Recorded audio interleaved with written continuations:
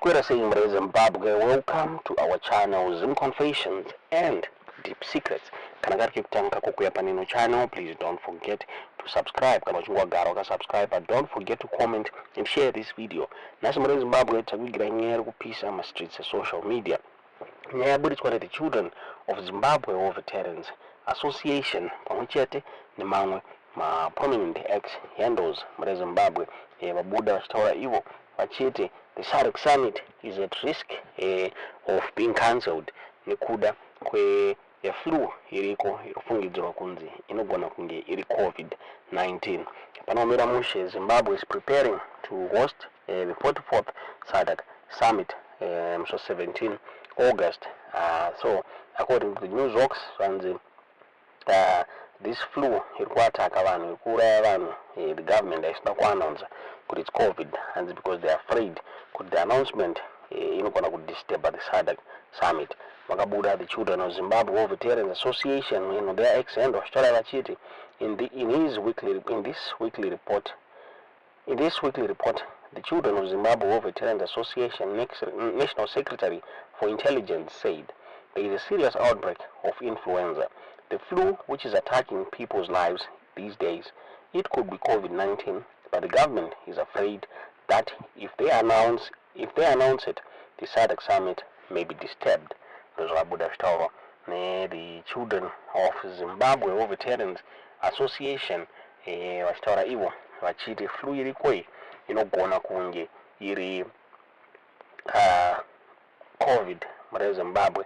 Ndofunga one of the Zambian political analyst Joseph Kalimbwe akabuda achitaura iye achiti there is an outbreak of flu in Southern Africa.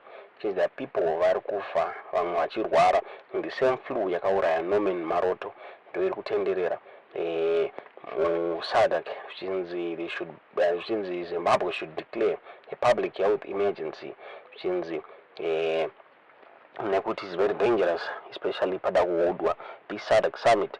This flu is going to spread like fire.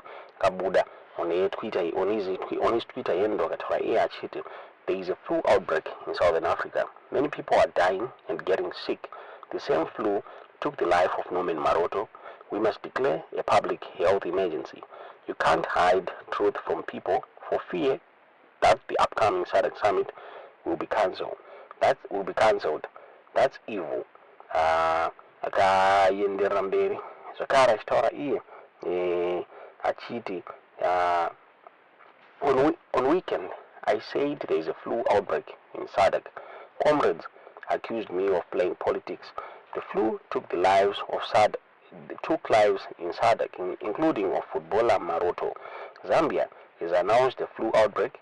Folks are dying, but Zim doesn't want to announce because of the upcoming Sadc summit.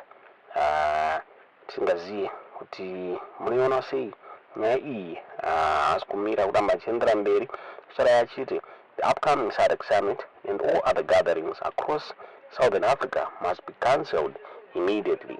There is a flu outbreak spreading across our countries in Sadc. You don't need to always agree with me. You just need to check your stats. It's evil to keep denying the truth.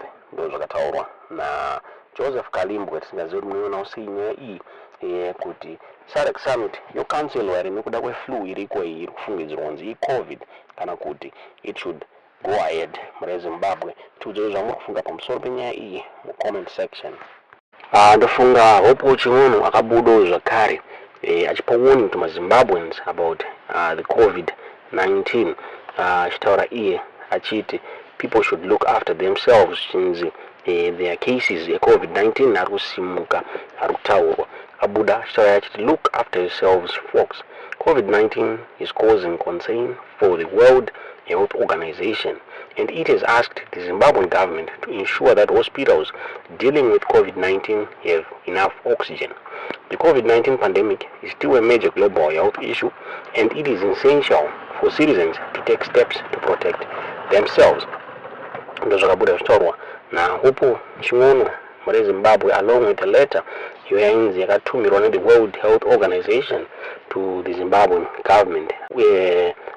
This letter yakabuda yakanyorwa yechinzi reference yachongans increased COVID-19 cases following Hajj. So the World Health Organization has received a reported rise in number of COVID-19 cases in some countries among pilgrims returning from the recent Hajj in Mecca. Countries with returning pilgrims carry a risk of a rise in new COVID-19 infections. All countries concerned have been advised to heighten their readiness measures in case of a surge in cases. The following measures are being proposed to countries for consideration to limit further spread of the virus. Point 1. Heighten COVID surveillance by screening at the points of entry to identify infected persons. Knowing that majority of cases may be asymptomatic and in view of limited testing advice, all returnees to self-isolate for 5 days for those without symptoms and 7 days for those with symptoms. And the point 3, emphasize personal protection by use of masks, hand washing, and avoid public gatherings through risk communication activities. And develop and run appropriate message on electronic billboards at the airports on the current situation, risk of infection, prevention, and where to seek care if sick. And empower the people to seek for care when they don't feel well, but as a start, home care is recommended for those with mild symptoms. Notify health facilities of the potential increase in cases and the need for raised index of suspicion for COVID-19, especially in situations with limited testing capacity, and ensure the availability of enough oxygen in facilities for care of acute cases, and stock RTDs for diagnosis in facilities, and undertake sufficient communication to the public to take personal responsibility and isolate themselves if they suspect to be infected and to seek care when ill. And World Health Organization member states are kindly advised to adhere to the international health regulations and not interfere with international travel, but instead strengthen their surveillance and risk communication while preparing for care and treatment of those who may succumb to the illness. The most recent guidance for COVID-19 can be accessed on this link. Thank you for your collaboration and support. Yours sincerely, Dr. Desta, World Health Organization representative. Ndotsamba irunzi yatumirwa Zimbabwe neushinzi. There is a rise in COVID cases ariko following a gathering yakaitwa Muslims ku Mecca mu Zimbabwe.